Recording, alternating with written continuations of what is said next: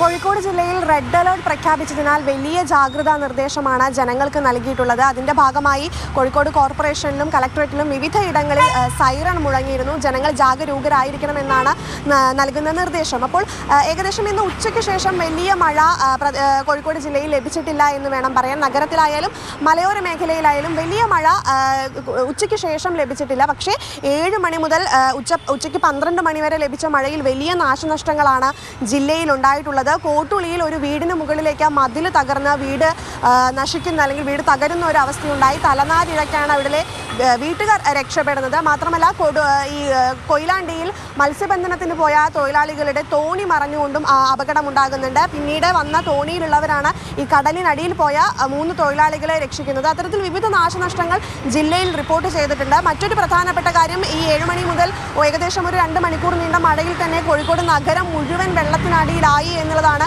ഏറ്റവും ശ്രദ്ധേയമായ കാര്യം. അതായത് ഇത്തരത്തിൽ ശുചീകരണ പ്രവർത്തനങ്ങളൊക്കെ നടത്തിയിരുന്നെങ്കിലും നഗരത്തിന്റെ പ്രധാനപ്പെട്ട ഭാഗങ്ങളിൽ, നഗരത്തിന്റെ ഹൃദയഭാഗങ്ങൾ എന്ന് വേണമെങ്കിൽ തന്നെ പറയാം, മാനാഞ്ചിറയായാലും കോഴിക്കോട് ബസ് സ്റ്റാൻഡ് ആയാലും ആ പരിസരത്തെല്ലാം വെള്ളം കയറിയ ഒരു അവസ്ഥയായിരുന്നു. ഒരുപക്ഷെ ഒരു വൈകുന്നേരത്തിന് ശേഷമായിരിക്കും മഴ കനക്കുക എന്നാണ് പ്രതീക്ഷ.